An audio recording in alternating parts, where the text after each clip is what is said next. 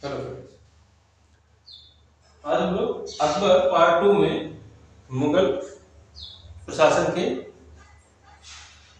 अकबर प्रशासनिक व्यवस्था के बारे में देखेंगे। अकबर की जो प्रशासनिक व्यवस्था थी उसने दशमलव पद्धति पर आधारित एक मनसबदारी व्यवस्था जो कि मध्य एशियाई मूल्यों से प्रेरित थी उसको जो है लागू किया और ये अकबर की बहुत अनूठी उपलब्धि में माना जाता है। 1577 में एकल प्रणाली के रूप में इसको उसने आरंभ किया। 1592 में जात और सवार पद का वर्गीकरण किया। जात मनसबदार की हैसियत बताता था और सवार घुड़सवारों की संख्या बताता था। इसमें सिंह अस्पा, दो अस्पा इस तरह के जो है पदों के बारे में दिया हुआ है। मनसबदार द्वारा जो है अकबर ने सरकारी पदों का वर्गीकरण कर दिया और इसमें सैनिक, सामंत, नागरिक, सेवक सभी को एक धागे में पिरो दिया। मनसबदारों के कुल मिला के 66 वर्गों का उल्लेख आईने अकबरी में देखने को मिलता है।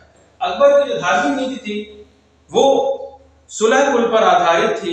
वो सार्वभौमिक सहिष्णुता पर विश्वास करता था और प्रारंभ से ही कट्टरता से दूर रहा। 1562 में उसने युद्ध बंदियों को दास बनाए जाने की प्रथा पर रोक लगा दी। 1563 में उसने तीर्थ यात्रा पर लगाए जाने वाले कर को समाप्त कर दिया। 1564 में उसने जजिया को भी समाप्त कर दिया। वो सूफी मतों से प्रभावित था। 1575 में उसने इबादत खाने की स्थापना करवाई और हर बृहस्पतिवार को धार्मिक चर्चा किया करता था जिसमें सत्य सभी धर्मों में है, ये ऐसा उसका मानना था। सभी धर्मों के पक्ष जानना पर वो जोर देता था। शेख अब्दुल नबी का भक्त था और उनकी चरण पादुका को अपने सिर पर उठा लिया था। इसमें बहुत सारे जो हिंदू अन्य धर्मों के हिंदू से गुरु देवी और पुरुषोत्तम, पारसी जो थे वो मेहराजी राणा, दस्तूरजी राणा, जिसने जो है अकबर को सूर्य नमस्कार करना सिखाया था। जैन की अगर बात करें तो हरिविजय सूरी जिसने अकबर ने जगत गुरु की उपाधि दी थी, और जिनचंद सूरी जिसको युग प्रधान कहा था और इनको 200 बीघा जमीन भी दी थी। पुर्तगालियों और ईसाइयों को चर्च बनवाने की अनुमति भी आगरा में उसने दे रखी। मजहब की घोषणा वो 1579 में मगहर की घोषणा करता है जहां पर अकबर सर्वधार्मिक विवेकशीलता पर आधारित था और अकबर का उद्देश्य ये था कि वो इंसान कामिल बने। हालांकि ये जो उपाधि होती थी वो इसका मतलब होता है कि सबसे ज्यादा विवेकशील व्यक्ति, इंसान कामिल का मतलब। अकबर ने अपने आप को अमीर मोमिन की उपाधि से नवाजा। ये उपाधि जो है खलीफा की होती है और उसने उलेमाओं को इम्मे आदिल कहा।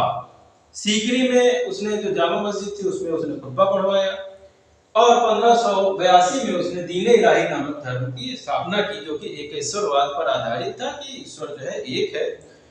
हालांकि इसके खिलाफ जौनपुर के जो काजी मुल्ला थे अहमद याजदी, उन्होंने अकबर के विरुद्ध फतवा भी जारी किया। दीन इलाही एक आचार संहिता थी, कॉमन सिविल कोड की तरह आप इसको समझ सकते हैं, जिसमें कि सामाजिक धार्मिक व्यवस्था का एक समन्वय हो सके, और उसने इलाही संवत भी चलाया था। अकबर ने हिंदुओं के त्योहारों में भाग लेना शुरू किया, तिलक लगाना, झरोखा दर्शन। इसके अलावा ईसाई, पारसी, जैन आदि जो सामाजिक मान्यताएं थी उनको भी उसने अपनाया।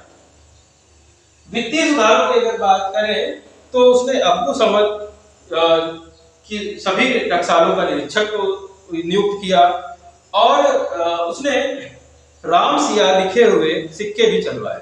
शेर शाह की तरह उसने चांदी का रुपया तथा तांबे का दाम चलाया और इलाही जो सोने के सिक्के हुआ करते थे जो कि गोल सिक्के थे उसको चलवाया।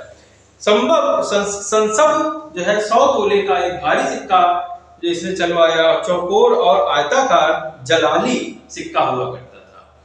भू राजस्व व्यवस्था को अगर देखें तो अकबर ने शेर शाह की जो जब्ती व्यवस्था थी और आईने दहसाला उसको जो है जारी रखा। भूमि का उसने जो वर्गीकरण किया उसमें उच्च भूमि, निम्न भूमि और मध्य भूमि में बांटा।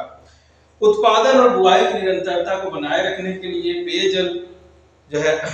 पेयजल, पड़ती, चरार और बंजर इस तरह की भूमियों का वर्गीकरण किया। टोडरमल को प्रमुख बनाया गया इसका, और करोड़ी पद जो है 1 करोड़ दाम वसूलने वाला हुआ करता था, अमल गुजार हुआ करता था। पट्टा व कबूलियत को जारी रखा, जो कि शाहसूरी ने शुरू किया था। दक्कन में जो है हल की संख्या पर आधारित भूमि व्यवस्था थी, जिसको सीता कहा जाता था। और शाहजहां के युग में दक्षिण भारत में मुर्शिद कुली खान ने इबादत दहशाला व्यवस्था अपनाई, जो कि दक्षिण का टोडरमल इसीलिए उसको कहा गया। अकबर के नौरत्न के बारे में जाने तो अकबर के पास नौरत्न थे, जिसमें बीरबल, अबुल फजल, टोडरमल, तानसेन, मान सिंह, अबुल रहीम खाने खाना, फैजी, ये सब जो है, अब्दुल्ला दो प्याजा, हकीम हुकाम, ये सब हुआ करते थे। तो इसमें जो अब्दुल रहीम खाने खाना है, बाबरनामा का जो अनुवाद इन्होंने फारसी में किया था। फैजी जो थे अबुल फजल के बड़े भाई थे, और राजकवि लीलावती का उन्होंने फारसी में अनुवाद किया था।